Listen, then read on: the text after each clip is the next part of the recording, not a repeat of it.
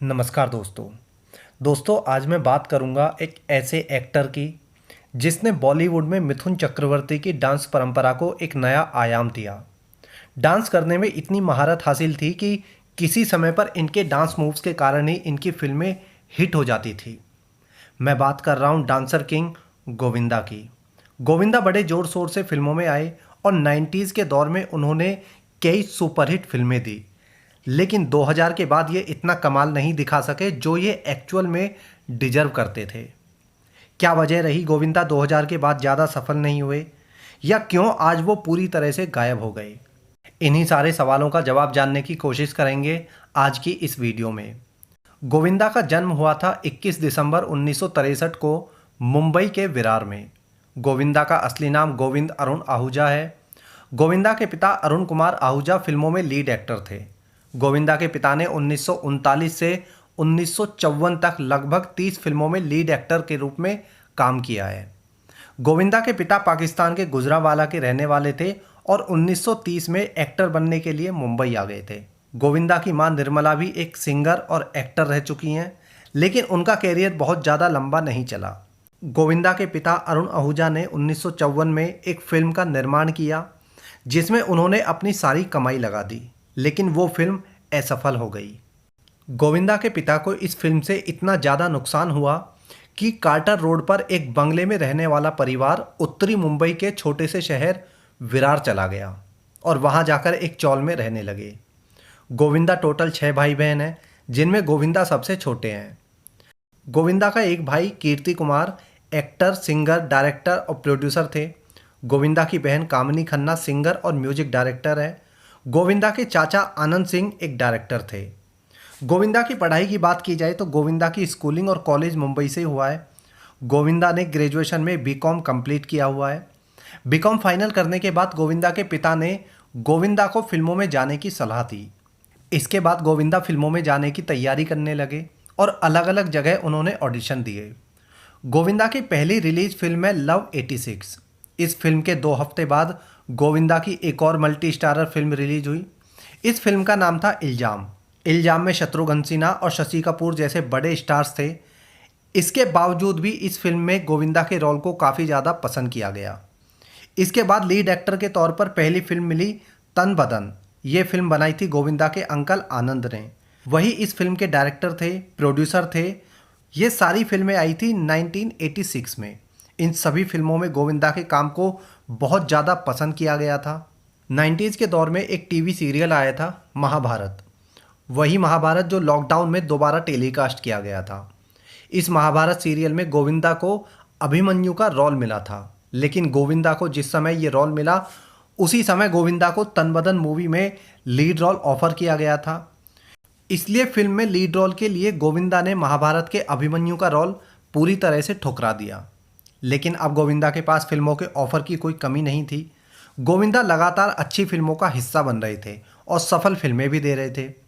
दादागिरी, खुदगर्ज, शिव शक्ति, दरिया दिल, हत्या, जीते हैं शान से, दो कैदी, जैसी करनी वैसी भरनी, स्वर्ग, हम, शोला और शबनम। हाल ये हो गया था कि 1991 तक गोविंदा ए लिस्टर एक्टर की लिस्ट में शामिल हो चुके थे। 90s के दौर में गोविंदा ने एक से बढ़कर एक फिल्में दी। इन्हीं दिनों गोविंदा का पहला अफेयर मीडिया की सुर्खियों में आया। ये अफेयर था नीलम और गोविंदा का। हालांकि 1987 में गोविंदा ने सुनीता से शादी कर ली थी, जो गोविंदा की चाइल्डहुड गर्लफ्रेंड थी। लेकिन गोविंदा ने अपने कैरियर को बनाने के लिए कई सालों तक अपनी शादी का राज छिपाए रखा। इन्हीं दिनों यानी 90s के शुरुआती दौर में नीलम संग गोविंदा का नाम काफ़ी ज़्यादा चर्चाओं में रहा था। कहा तो ये भी जाता है कि गोविंदा नीलम से शादी करने को भी तैयार हो गए थे। लेकिन इन दोनों के अफेयर की बातें गोविंदा की वाइफ तक पहुंच गई, जिससे इन दोनों का रिश्ता टूट गया। 90s के दौर में गोविंदा का कैरियर अपने पीक पर था। राधा का संगम, बाज, आंखें, मुकाबला, राजा बाबू, दुलारा, खुद्दार, आंदोलन और कुली नंबर 1, ये वो फिल्में थी जो गोविंदा ने 90 से 95 तक लगातार सफल फिल्में दी। इन्हीं फिल्मों के दौरान गोविंदा का अफेयर हुआ करिश्मा कपूर के साथ। करिश्मा और गोविंदा की जोड़ी को लगातार पर्दे पर पसंद किया जा रहा था। दोनों स्टार एक के बाद एक साथ में कई फिल्में कर रहे थे। यहीं से इन दोनों का अफेयर शुरू हुआ था। 95 के बाद भी गोविंदा का जलवा फिल्मों में लगातार बना हुआ था। 94-95 का ये वो समय था जब गोविंदा कॉमेडी एक्टर के रूप में छाने लगे थे। गोविंदा के डांस और कॉमेडी की टाइमिंग इतनी ज़बरदस्त हुआ करती थी कि लोगों में गोविंदा के प्रति एक अलग ही दीवानगी थी। 95 से 2000 तक गोविंदा ने कॉमेडी के साथ साथ सीरियस रोल भी निभाए और सफल रहे। हाल ये हो गया था कि गोविंदा के साथ फिल्म में अगर दूसरा कलाकार काम कर रहा है तो लोग उसे ऐसे इग्नोर कर देते जैसे गोविंदा के अलावा फिल्म में कोई और एक्टर है ही नहीं। गोविंदा का जादू लोगों के सिर चढ़कर बोलता था। साजन चले ससुराल, जोरदार, हीरो नंबर 1, दीवाना मस्ताना, आंटी नंबर 1, दूल्हे राजा, बड़े मियाँ छोटे मियाँ, परदेसी बाबू, अनाड़ी नंबर 1, हसीना मान जाएगी। ये वो फिल्में थी जो 95 से 99 के बीच में आई और सफल रही। इन फिल्मों ने गोविंदा के स्टारडम को आसमान पर पहुंचा दिया था। लेकिन इन्हीं दिनों गोविंदा अपनी पर्सनल लाइफ में भी कई मुश्किलों से गुजर रहे थे। उनके घर में लगातार किसी न किसी की डेथ हो रही थी। 96 के बाद गोविंदा की फैमिली में लगातार 11 से ज़्यादा मौतें हुईं। गोविंदा की खुद की बेटी के अलावा उनकी माँ, पिता, 2 कजिन्स, बहन और जीजा की डेथ हुई। बहन के बच्चों को पालने की जिम्मेदारी भी खुद गोविंदा के सर पे थी। गोविंदा जब अपने पारिवारिक मुद्दों में उलझे हुए थे तभी उनका ब्रेकअप करिश्मा से हो गया था। ईयर 2000 में गोविंदा ने एक फिल्म की थी, हद कर दी आपने। इस फिल्म में गोविंदा के साथ में लीड रोल में थी रानी मुखर्जी। इसी फिल्म से इन दोनों के अफेयर की खबरें मीडिया में चलने लगी थी। दरअसल इन दोनों को मीडिया ने होटल के एक कमरे में स्पॉट किया, जिसके बाद इन दोनों के अफेयर की खबरें मीडिया में चलने लगी थी। लेकिन इन दोनों के अफेयर्स की खबर भी गोविंदा की पत्नी को लग गई, जिसकी वजह से इन दोनों का भी ब्रेकअप हो गया। गोविंदा तो एक समय पर रानी मुखर्जी से शादी तक करना चाहते थे, लेकिन बीवी के बीच में आने पर इन दोनों का रिश्ता भी खत्म हो गया। वहीं कैरियर की बात की जाए तो 2000 के बाद गोविंदा का चार्म जो है धीरे धीरे लोगों पर कम होता जा रहा था। गोविंदा लगातार फ्लॉप फिल्में दे रहे थे। आमदनी अठन्नी, खर्चा रुपया, अखियों से गोली मारे, खुल्लम खुल्ला प्यार करे, चलो इश्क लड़ाएं, ये वो फिल्में थी जो 2000 से 2005 तक फ्लॉप रही। हालांकि 2006 में भागम भाग सुपरहिट मूवी थी, लेकिन वो एक मल्टी स्टारर मूवी थी और उस फिल्म से गोविंदा को ज़्यादा फायदा हुआ नहीं। इसी तरह एक मूवी आई थी 2007 में, पार्टनर।